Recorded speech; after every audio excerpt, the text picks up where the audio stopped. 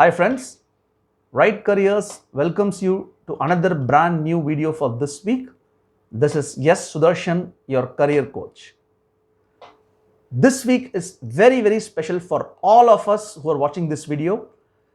Yes, we are entering the Independence Week. This happens to be the beginning of our Independence Week. We celebrate 75 years of independence, and on behalf of Right Careers, I would like to wish all the viewers a very happy Independence Day. Right, when I thought about independence, the first thing that came to my mind was a career that can help you serve the country, and no better career than civil services. And that's exactly the topic for this week. We have chosen a topic as civil services as a career option for this week. Now, what is civil services? Essentially, civil services or civil servant. If you are a civil services professional, you are a civil servant. Now, civil servant is first of all a government job. Let's understand it is a career that involves government. You are appointed by the government of India or sometimes by the respective state government in connection with any affairs that relates with the government. So government will have multiple affairs, be it domestic or international, dealing with local, civil, everything, civics and quite a lot of things. So those are those who deal with people's problem, those career which deals with taking policy matter decision when it comes to serving the country are civil servants, and those are appointed by the government. First of all, let's understand that there is an immense prestige, power and pride when you are a civil servant, and it's one of the top flying careers, I would say. Now, the entry to civil services is usually based on the all important and the toughest exam conducted by UPSC, which we will see at some point in time. So this is how you become a civil servant. Now, when I talk about civil services, most of us who watch this video, or rather even if you ask a common man, people will usually only relate with 2 or 3 careers. Say for example, IAS. People will start about IAS or IPS or at the max IFS or IRS. So these are the usual top careers that comes when you think about civil services as a career. But trust me, there are 24 career professions inside civil services. We will see what are those. We're not going to see about all in detail, but we're only now going to see about what are the career opportunities that are there in civil services. Naturally, the first career option is IAS. We all know Indian Administrative Service. I don't need to talk much about it now. Indian Administrative Services, and then the Indian Police Services, which is the IPS, which is a very popular career among Indians. And then you have IFS, Indian Foreign Services, and then you have Indian Post and Telecommunication Accounts and Financial Services. That's the fourth career in civil services. And then you have Indian Audit Account Services, and then you have IRS. IRS is divided into 2: Indian Revenue Services, Customs and Central Excise. We call it as that relates with customs and central excises. And then you have IRS, Income Tax and CBDT, which is Central Board of Direct Taxes. Then you have Indian Defense Account Services, Indian Ordnance Factory Services, Indian Postal Services, where you serve postal department, and then you have Indian Civil Account Services. Then you have, under railway, you have 4 services categorized under railways: Indian Railway Traffic Service, Indian Railway Account Service, Indian Railway Personnel Service, and then you have RPF, which is the Railway Protection Force.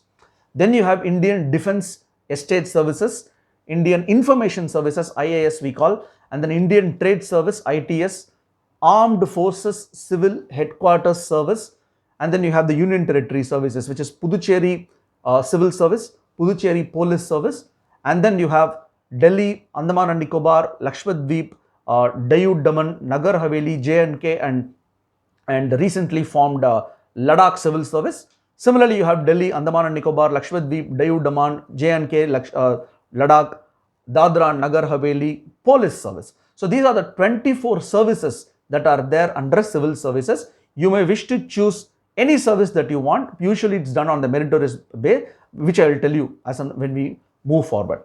Now that we have seen what are the career opportunities that exist in civil services, we will now see the eligibility criteria. So who are all eligible to become a civil servant? First of all, you should be a graduate. Now, you can be any graduate. You need not be an engineering graduate. You need not, any graduation is accepted to become a civil servant. So once you pursue your graduation, once you complete your graduation, you can apply for the exams. But for that, there is an age criteria. Again, there is age criteria that's mentioned by the government. The minimum age that you have to have is 21, and that's when you can apply for civil services. The maximum age is 32 for general category. Obviously, for other backward caste, you have the upper age limit is 35, whereas for SC and ST, scheduled caste and scheduled tribe, the upper age limit is 37. So this is the, I mean, you got to be in this age limit for you to become a civil service officer. Obviously, you have to be an Indian national if you are to become serve the country. Yes, there are exceptions like refugees from Bhutan, Tibet, Nepal can also apply for some of the civil services programs. So these are the broad eligibility criteria for you if you aspire to apply for civil services. Now that you know the eligibility, we will move on to about the entrance exam. All important entrance exam, I should say. The entrance exam is conducted by UPSC, also called as Union Public Service Commission. The Union Public Service Commission conducts this exam, prelims exam, I would say. The first step that you usually take after your graduation is you have to appear for prelims exam. So the prelims has usually two papers that consists of general knowledge, vocabulary, social studies, science, primarily from 6th standard to 12th standard onwards, mathematics and logical reasoning. So once you clear your prelims, you prepare for your mains. Now mains has 8 papers.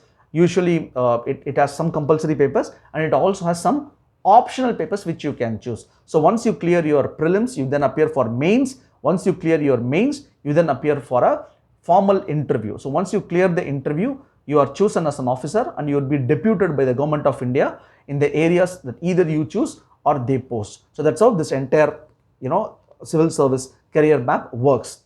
Now, what is the job profile of a civil servant? It changes from service to service. A job profile of an IAS officer will be very different from a job profile of a IFS, Indian Foreign Service professional. So every service is different. Every service has its own job description, role, responsibility to serve the country in different ways. We will see all those things in detail when we discuss about every career service individually. Now, as always in our edition, the pros and cons. Huge pros, I would say. You actually have the opportunity to create difference and changes in your society. That's huge, right? If you are, imagine you being a collector, you change your entire system, the system that's prevalent in your designated geography. You have a huge task on hand, and you can be a change maker, right? And you not only be a change maker, but you can also touch down on the lives of thousands and thousands of your fellow countrymen. That's a huge opportunity. There is very good money that's associated with this profession, high status, pride, prestige, society strata. I can go on and on about the pros.